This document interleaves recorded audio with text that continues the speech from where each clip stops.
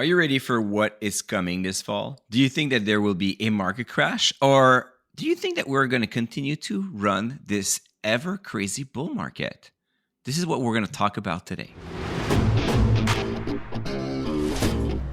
Fellow investors, bonjour! This is Mike Leroux, founder of Dividend Rockstar and passionate investor.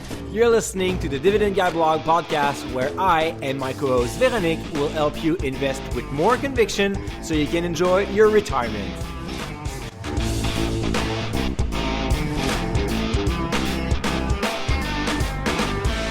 Dividend investors, bonjour. Mike Leroux here. You're listening to the Dividend Guy podcast. I am with my co-host Véro. How are you doing, Véronique, today? I'm doing great, Mike. You know, we just it's the first podcast episode we record after my vacation. So, I mean, I'm full of energy. It should do great, but maybe I'm gonna look for some words because I might be rusted. That's good. The other thing as well is we're both super happy because we're at the end of August, and what happened at the end of August? School is coming back. Yay! And the kids are going to be at school soon. Thank God. All right. So, Mike, now that we are entering the last two quarters of 2024, it is time to look back at what happened so far and how to get prepared for what's ahead. In other words, today is a mix of facts and also your crystal ball. Yeah, that's going to be quite interesting. So I'm going to start with, don't quote me on this, whatever this could be. Jokes aside, it's always fun to look at what just happened over the past 6 months, especially when we entered 2024, we kind of had that, I was still expecting that a recession would happen. I might eventually be right, but this thing is the economy is more resilient than expected. And we got our fair share of surprise overall. And at the beginning of August, and this is one of the reasons we decided to do this episode, is we kind of had some kind of a small panic attack for a few days. And then it starts to fade away once again. So not too sure what's going on here. Some problems were highlighted. They still exist, but it's like the market just toss them away, say, well, no, it's not really there, and let's keep on investing and ride this bull market. So I think it's going to be quite interesting to see what happened and what could happen this fall.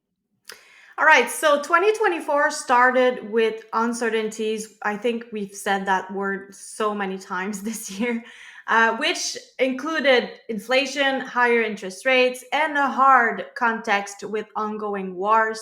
Despite all that, we have seen many companies at their all-time high, right?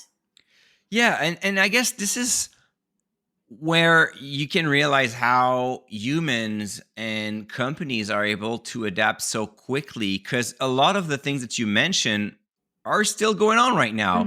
And yet, as of August 9th, the S&P 500 shows a total return up by 12%. So that includes the dividend. And the TSX 60 was up by 7%.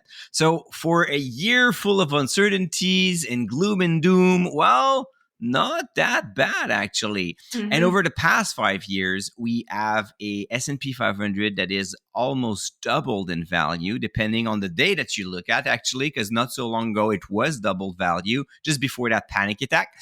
And then the TSX up by about 60%.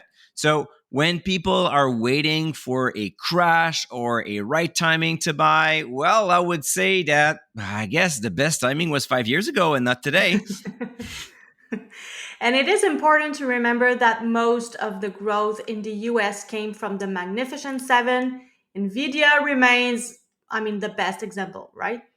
Yeah, it's really important to highlight that because now the S&P 500 results are kind of like you have the S&P 493 and the S&P 7.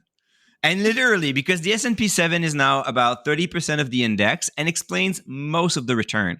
I even saw a chart over this summer showing how Nvidia was driving the entire market almost by itself. So when you have a small group of large companies, and of course, they're all related one way or another to the technology sector. So even if like Meta and Google are part of the communication sector, by definition, they're still tech companies. So you have like 7 companies driven by technology, all pushing towards the same direction, pretty much all driven by about the same growth vectors as well, even though they're quite different, because we're not going to compare Nvidia with Google here, but they both benefit from the rise of AI, of course. Well, that sounds like we may get into some kind of bubble. I mean, when you look at the past 5 years, I just said S&P 500 is about doubled in value. Well, Nvidia is up by more than 2,500%.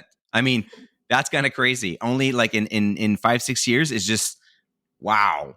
But yeah, this is what's happening. And while the overall market is looking great, maybe it's not the case with your portfolio. And you may start to wonder, well, how come my portfolio doesn't show those 1,000% return? Well, those are driven by just a small number of companies. And I remember when I was a financial planner in the 2000s, there was some years where if you didn't have, like, if a portfolio manager didn't have Apple in their portfolio, they would fail to beat the market. That was like the only requirement is if your benchmark is the S&P 500 and you do not have Apple in your portfolio, well, too bad. It's impossible to beat the market, because it was a bit kind of like a similar story with what we have right now with Nvidia, but Apple was the stock that was outperforming everything else. So if you don't have the right companies, well, then it's, and in this case, it's just a handful of businesses, your returns are probably not like what I just mentioned. And since the Magnificent Seven are all in the US, is the market going well on the Canadian side, Mike? Well, again, not that bad. Up mid-single digit. I would say that as an investor, I'm pretty happy with those kind of performance.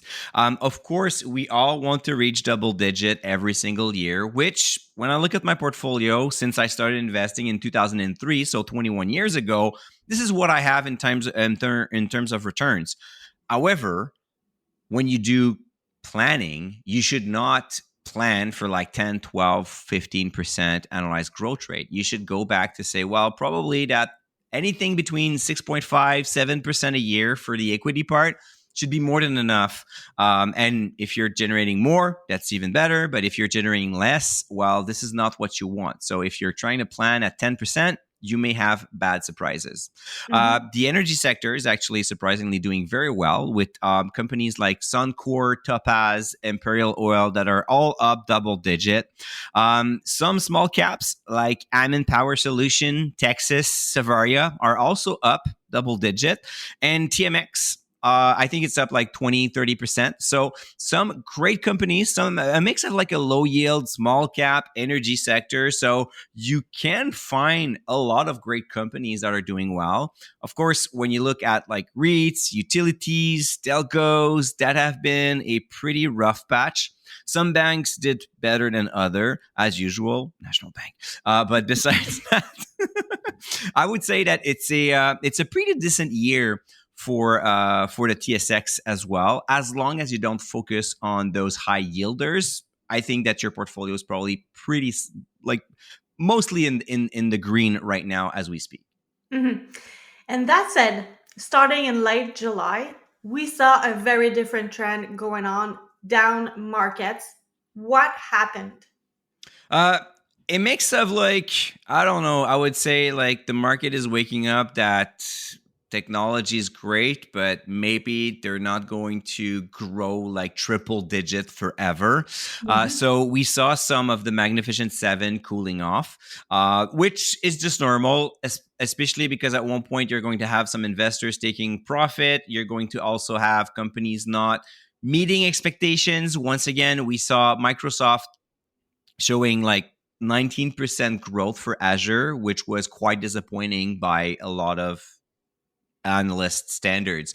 So when you grow like 20% and you're still a disappointment, well, this is where you see that expectations are through the roof. Right. And of course, if those expectations are through the roof, that also means that valuation is really high. So you better deliver. If not, you're going to get corrected. So that kind of makes sense. Now, what was even worse than that, because that is just like something pretty normal to happen. We have some hype around a topic, around an industry. The stocks goes up, and then there's some kind of like a small correction or just people taking profit, just getting back to normal. So that's all right. But then at the end of July, beginning of August, we started to have like some other bad news. So we had a quick drop. Actually, I thought it would probably be the beginning of a bear market, or at least a correction, I would say, because I'm not among the fear monger say, oh, the end of the world is near. But I thought, well, we're a long time due for this, so maybe it's going to happen now. Unemployment rates were very bad. Like all the employment numbers were surprisingly bad in the US not too long, like this month. And then the market started to realize, hey, wait a minute. We still have higher interest rate than the past 10 years. They have not gone down by the Fed yet. And oh, yeah, people are starting to lose their job. So what a surprise, right? Who would have thought that this kind of scenario could happen?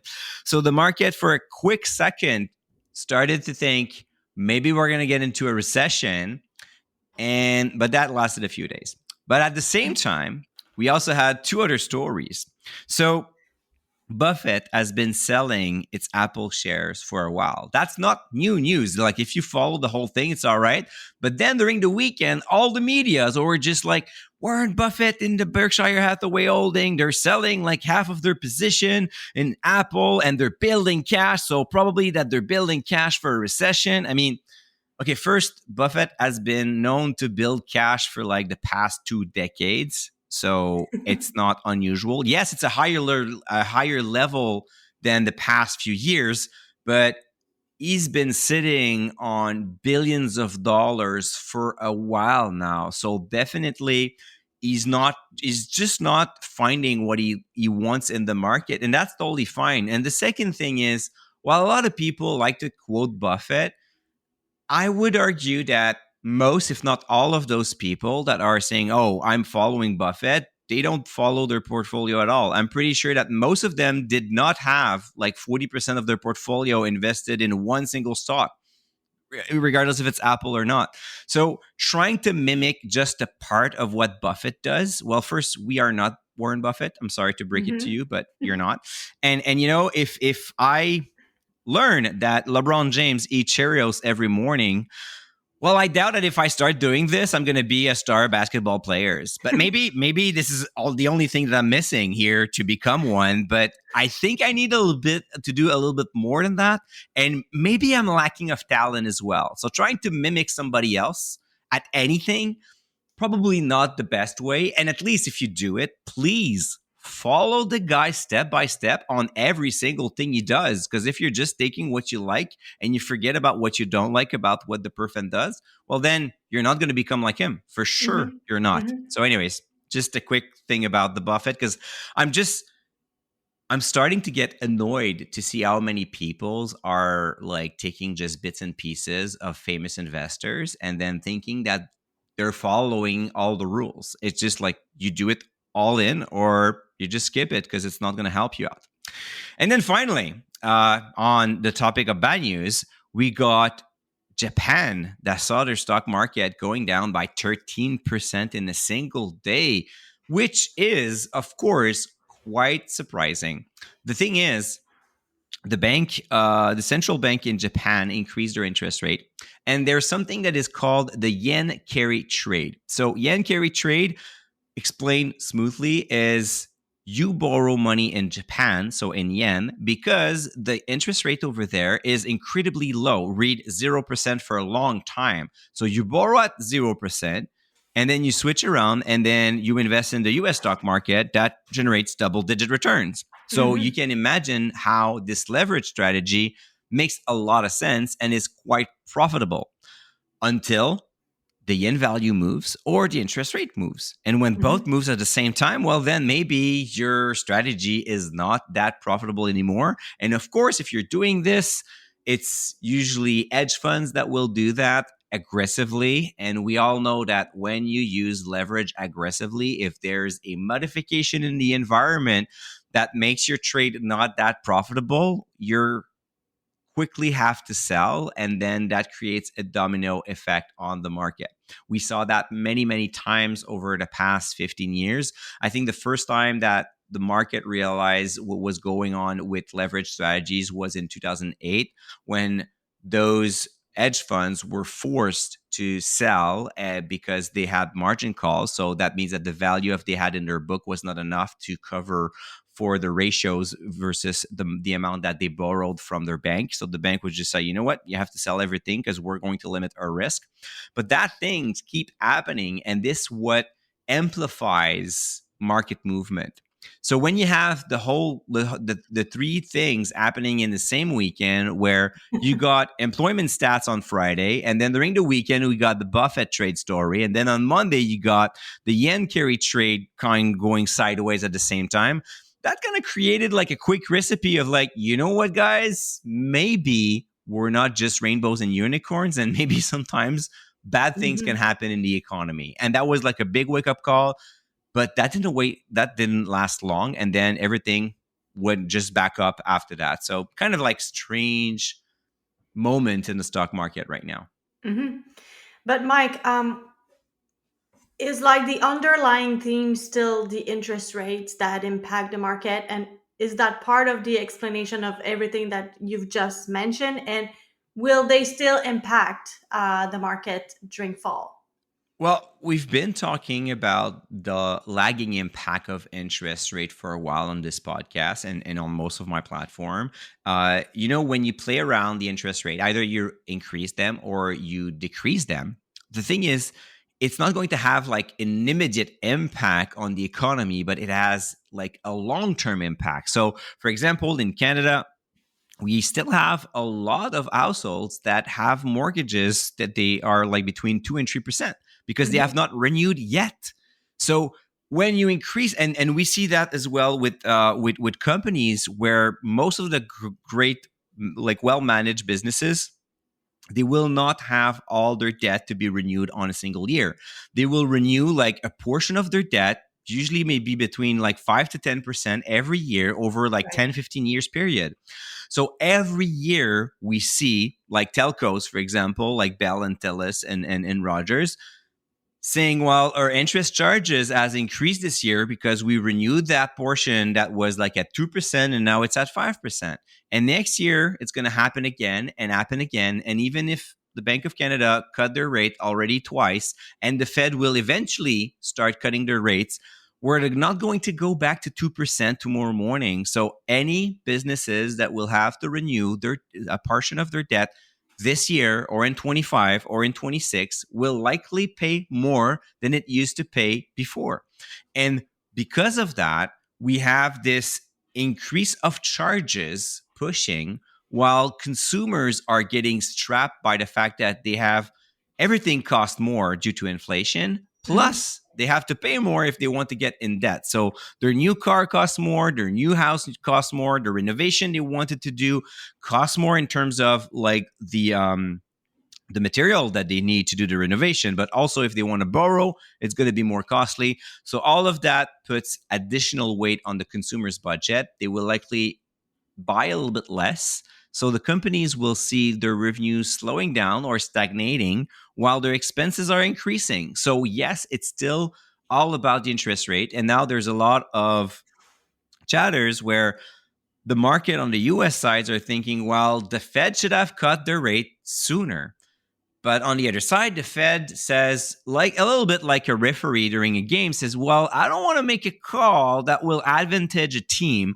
So right now, the Fed, knowing that the elections are coming, even though they're independent, they don't want to be seen as favoring one side or the other. So either the Republican or the Democrats. So they're trying to say, we're not necessarily comfortable making a move, because then you're going to interpret that because you think that we want to help one party instead of the other, instead of just doing their job. Pretty much like a referee. When you don't make a call, you still make a call. And this is what's happening right now. So yes, it's still all about the interest rate. That is kind of like the beginning. And then there's like this domino impact on everything else. Another thing that kind of creates a lot of concerns, and I don't really have the answer to this one though, is while governments are managing those interests, like those higher interest rates, that also means that their debt costs more. And there's a problem where we need spending in resources, we need spending in infrastructure, we need spending in healthcare and education. So all of those costs are rising. But at the same time, the government is just like, yeah, but my debt charge is also rising and my revenues are not necessarily increasing. So like, how can I manage this whole thing? Well, this is where I don't have the answer, but I'm glad I'm not part of the Bank of Canada or the Fed or at the government. I can just keep on talking on this podcast and having fun. But it's definitely an underlying problem that is growing, and we have not really addressed it. Besides, we're going to keep shoveling in front of us and then postponing the problem later on, print some money, and keep on going. And this is also an underlying thesis why there's a lot of investors thinking that cryptocurrencies could be a solution, because then you cannot print more Bitcoin. And that's one of the arguments. No, it's not just the only one, but it's one of the arguments saying, well, maybe it's time that we get into a monetary system, either the Bitcoin or gold or whatever, that you cannot just press the print button and solve your problems, because you're not really solving it. So let's just sell everything before the market crash, right? Yeah, there you go. You already have 2 dogs, so you're good on that. So all you need is like a shotgun, and you have your 2 dogs, and then you're ready for the end of the world. So it's all good. But seriously, Mike, are these signs of a market crash for Q3 and Q4 that you've been calling for all this time? Well, actually, I just want to make a correction here. I'm not calling for a market crash. I'm calling for a recession. There's a big difference between both. Right. Of course, I'm not the type of person that is just all about, oh my God, it's going to be a catastrophe. But if we do have a recession, which kind of makes sense when you're increasing the interest rate, and that was pretty much the goal is, of course, the goal is that smooth landing where inflation will get back under control, but everybody will continue to get their job and keep spending. It's a little bit of a dream more than anything else. What we see right now on in the earnings is a lot of consumer discretionary companies are having a hard time. We saw that with Nike. We saw that with Starbucks. Other companies such as like Canadian Tire and Home Depots are slowing down. So it's a tough market for a lot of companies that are selling goods or services to consumers, like retail consumers. I think it's going to continue in the coming quarters as well. And we have rising signs of the economy slowing down. Are we going to get that miracle smooth landing? Maybe. But what I know is if you have not done your cleanup in your portfolio and it's not like super solid, it's probably the right time to do it, because we're still trading close to all-time high. And I'm not saying anything bad's going to happen in September or October, but you might as well just make sure that you're well prepared for everything. And that doesn't mean to sell everything and go cash, though. Listeners, let's empower you in the investment world with our free Dividend Rockstar list, which includes stock ideas with positive dividend triangles. How does the list help investors, Mike? Vero, we survey regularly our members and our readers. And we ask them what are their biggest struggle. And one that keeps coming back is really the buy struggle. Most investors don't know what to buy. They don't know when to buy it. And the Rockstar list will help them grow a little bit more their conviction, because that list of stock will just include companies that show great financial metrics. Of course, you cannot start by picking them blindly, but it's a pretty good start to make sure that the company that you're about to read and know their business model is actually a business showing revenue growth, earnings growth, and dividend growth. The way I use it usually is I will filter it by sector to identify a sector that I want to have more exposure to. And then I just look for companies that have the strongest dividend growth model. To download the list, enter your name and email at thedividendguyblog.com/rockstar. Again, hit pause now and go to thedividendguyblog.com/rockstar. All right, Mike, so with all that in mind, how can investors get prepared? Should they simply hang on there, or are there some actions to make? I guess it depends on where you're standing right now. First, I hate to sound like a broken record, but I still think that we have become complacent as investors. We've been spoiled with an amazing market run since 2009. So we did have a few small bear markets, such as 2018, 2020, 2022. So every 2 years, there was a small drop in the market, about 20%. And then it always went back up super quickly. So in 2020, we got the COVID, but by the end of that year, it was already up. And in 2018, we thought it was the beginning of a long period of problems. And then 2019 was one of the best year of that decade. 2022, same thing. We saw technology sector crashing by 25-30%. And then 23, 24, it's what's driving the market. So it's kind of ironic. But then it also creates that sentiment where, I don't need to do anything. Everything's going to go back up. Everything has been fine. I've been holding companies that have been paying their dividend forever. They've been around for decades. So you just have to be patient and not to worry about anything. It's a great attitude, but let's not get blinded by it as well, because there are some bad companies out there. And Algonquin is definitely the perfect example. So I got burnt when they cut their dividend in 2023, I think, at the beginning of 23. So the stock price pummeled, and then the dividend got crushed. And what happened after that? Well, a lot of investors decided to hold on to it, thinking that the worst that had just happened. I decided to follow my hard sell rule, where there's a dividend cut, I just sell and move on. Well, guess what happened in August? Once again, Algonquin had to cut their dividend once more. So there are some bad holdings in your portfolio, and you might want to review them carefully. I recently did a video on how you can review your entire portfolio, starting with the asset allocation, going through the sector allocation, and then finishing with all the stock one by one. I did that on my YouTube channel, so you can look it up at The Dividend Guy at YouTube. You'll find it quickly. And here's the thing. I think it right now, while the market is still up and most of your stocks are probably in the green, it's probably a great time for you to do that kind of review. So how it starts is, first, you got to make sure that your asset allocation is aligned with your strategy. So when the market is up, we tend to be over courageous. So what it means is, well, the market is always up, so I'm willing to take more risk. I'm maybe willing to be more invested in equities, in stocks, than I would in general. So looking at bonds or looking at GICs, they don't look that attractive.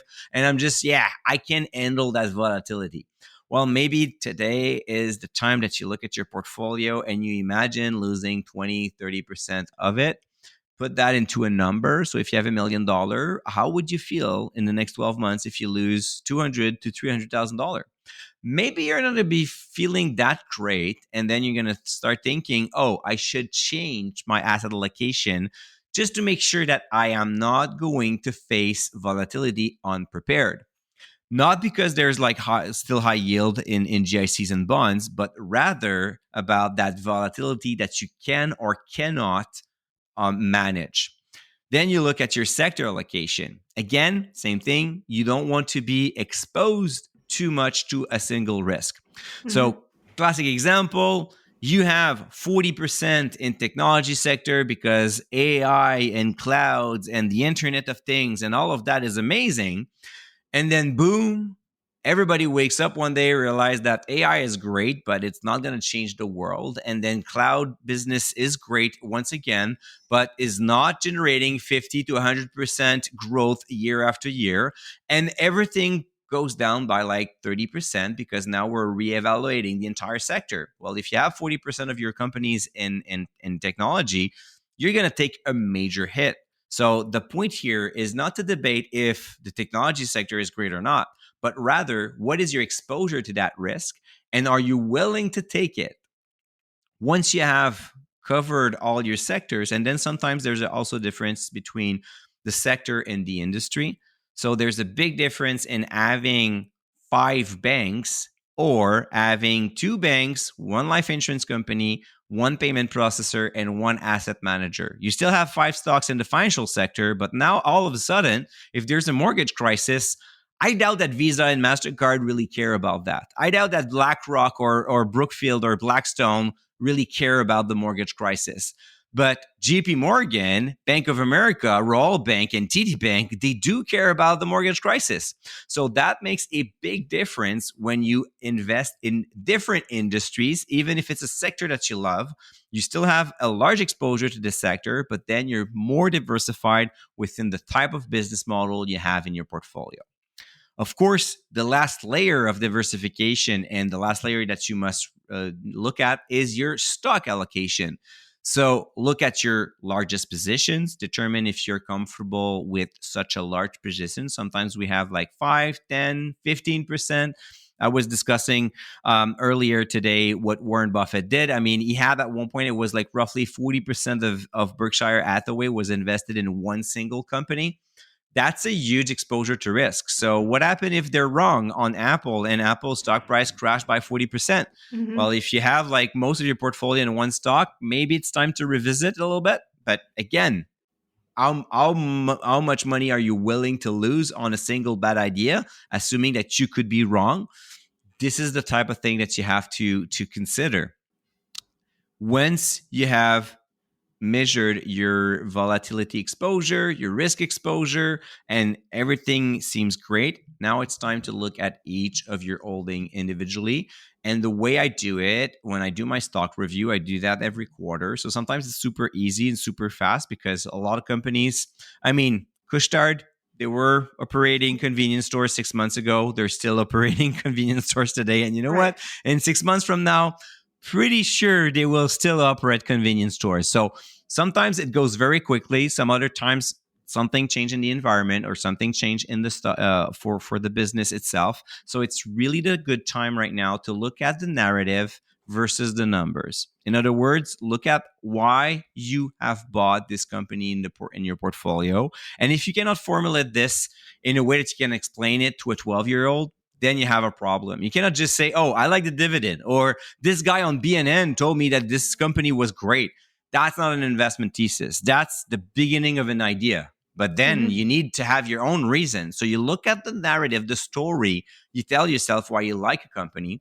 And after that, you look at the financial metrics. What about the facts? Is it really growing as I thought it would? Or I'm thinking it could generate more sales, but when I look at the dividend triangle, I see flat sales or declining sales. And then I realize maybe the story I'm telling myself is just that, a story, and it's not real. And this is probably the time that you should just get rid of those that do not have a good match between financial metrics and a strong investment thesis. After all this, the point is not to go in cash, but rather to stick to your strategy and, you guessed it, stay invested. Hey, dividend growth investors, this is Vero. Mike is currently taking a sip of water, which gives us 10 seconds, and I literally mean 10 seconds to grow the podcast together. Go on Spotify or Apple Podcast, hit pause, and then under our logo, you'll see 2 very interesting buttons. One to subscribe, hit that subscribe button now, and then give us a 5-star rating. You know, our goal is to help more investors just like you. So please spread the love. Thank you. But Mike, it may seem easy to review companies that fit like in the extreme, meaning that either they are thriving or screaming it is time to sell. However, it becomes more difficult to decide for stocks in the middle. So this question was brought up to you by a DSR member not too long ago, and I thought it really applies to this situation we discussed today. What is the best way to deal with those stocks in the middle? And you're right. I usually take the extreme examples on one side and another because they're like easy to use, they're clear to understand. But most of the time, when you look at your portfolio and you do have that kind of like middle class of stocks that are not necessarily losing that much money or not necessarily making that much money. They're just like in the middle. They're okay, but not that great. And then you're just starting to think, what do you wanted me to do with those? Like, is it just holding until they finally get some tailwinds, or they're about to struggle and become mature and struggling businesses? So the first thing I do always is the quarterly review, as I explained earlier. But then I look at my investment thesis and see if there's something that has changed. So that is one thing super important. So here's an example. I sold Enbridge in 23, I think, beginning of 23 or beginning of 22. Can't remember. Probably 23. Time flies. I'm getting old. I don't know. Yeah, in 23. Anyways, the point was, the reason why I bought it is I bought it in 2017. There was like a lot of like struggles with regulators. The stock price was on the low, and I saw that as an educated guess where the company will continue to provide pipeline services for a long while because we do need oil and gas. So I thought that's a perfect play to do it. Back then in 2017, Enbridge also grew its dividend by 10% annually.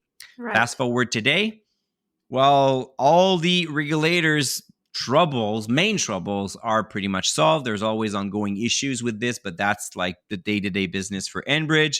The dividend growth got reduced to 3% annually, and the interest on its debt is increasing year after year, as I explained earlier, for a lot of companies that has a large capex. So for all of those reasons, I'm thinking, well, I was making money. So I sold with a more than 50% profit on Enbridge. So that was a great trade. But my investment thesis changed. I did not have the reason, the core reason why I had Enbridge in my portfolio for that long completely disappeared. So now it was just time to move on, cash my profit, fortunately, and then move. I had another stock that was on the opposite side, was Andrew Peller. So I was losing a little bit of money on that when I sold. But the thing was, I bought Andrew Peller because it was a dominant player in the wine business in Canada, and it was growing by acquisition. So 2018, 2019, that was great. I was actually making a lot of money on paper. But then after 2019, it started the opposite way. They stopped growing by acquisition. They tried to get their balance sheet in order. They struggled to grow revenue. Earnings started to decline. And then I thought, well, I better get rid of it before it gets worse. Because the reason why I wanted to have Andrew Peller was the fact that they were growing in a fragmented market where they were not anymore. So there's no more reason for me to hold it. So that's the first thing. Then the second thing is when there's a change in numbers. So, I like to look at the dividend triangle. So the trend for revenue, earnings per share, and the dividend. So I look at the past 5 years, see where things are going. And for example, we had recently, I discussed Nike and Starbucks that are struggling. They're slowing down. So I do have Starbucks in my portfolio. I decided to keep it at this point because there's an explanation why the dividend triangle is weakening, and it's called the economy. So people are spending less, of course, less tempted to pay $7, $8 for a coffee at Starbucks. So that's probably why they're struggling to generate comparable sales growth. So similar story for Nike, even though I don't have it, but I am willing to be patient on this ones. The same way I was patient with Hasbro and Magna International for a while. I sold both at profit. Hasbro, I made a pretty solid profit back then. That was like around 2020 that I sold. But the reason I sold both for Hasbro and Magna International that I sold in 2024 was the fact that it has been a while since the dividend triangle is getting back on track. So you see numbers weakening. You're willing to wait for a while, but at one point, you either you are right with your investment thesis and the company will recover and start showing growth again, or either you're wrong and the company continues to struggle and face more headwinds. So the way I see it is I don't try to overthink it, and instead I put myself in a situation where I give between 12 to 36 months for management to turn things around. So I want to see signs of improvement within 3 years. I know it's a lot of times, and then sometimes it will cost me to hold a stock that could go down like gradually. But I don't want to go panic mode all the time, and I don't want to sell a stock and then realize 3 months later that, or a year later, that the company is actually doing better and better, and then eventually thriving. We had that discussion earlier on another podcast about McDonald's, where I sold about after like 12 to 18 months of like bad numbers. That was way too fast, definitely. So as I evolved as an investor, I told myself, you know what? Let's be a little bit more patient. Anyways, the good thing is, technically, you should not have like half of your portfolio showing bad numbers. Like you may have like 2, 3, 4 companies. So you can afford to be patient with those, but then set a specific time. For me, it's really like 12 to 36 months where I want to see improvement. I want to know what management is doing to address the issue. And after that, I want to see if it's actually working. And if it's not, well, then I'm going to move on. But being patient is also part of like one of the best ally an investors can have. Mm-hmm. So, Mike, let's end the episode by telling investors why the Rockstar list is a good starting point for them if they have money to reallocate. Yeah, so once you have cleaned up your portfolio, chances are you're going to have some dry powder. And instead of waiting forever to get a confirmation by mail saying, oh, this is a market crash and this is the right time to buy the bottom, well, you might as well just focus on high quality companies. Companies that shows revenue growth, earnings growth, and dividend growth. And this is what the Rockstar list is about. It provides you that list of candidates where you narrow down your research already. Then you can sort by sector. You can put the dividend growth first in your metric, because a business that has a strong dividend triangle and keeps on being generous with its shareholders, chances are you're starting to have a pretty solid business in front of you. Now it's just a matter of understanding the business model and see if it would be a great fit with what you have already in your portfolio. So it's like building a winning championship team. You want to make sure that the pieces that is missing, you don't want to duplicate everything. You want to have a whole. You want to have like all the players playing together and make a better team. While when you look at your portfolio the same way, and starting with the best companies, the companies that are thriving right now, they will be part of the Rockstar list. So that is an amazing start for your research. Well, thank you, Mike, for this wrap up of the year so far and for helping us get prepared for what's ahead. Listeners, select among the best companies only by downloading the Dividend Rockstar list for free at thedividendguyblog.com/rockstar. For the show notes and related content, including the video on quarterly reviewing your portfolio, visit thedividendguyblog.com/188. If you enjoyed the show, the best way to thank us is to hit that subscribe button, allow notifications, and please do not leave without adding a 5-star rating. Next week, we'll do a Canadian versus US stock battle.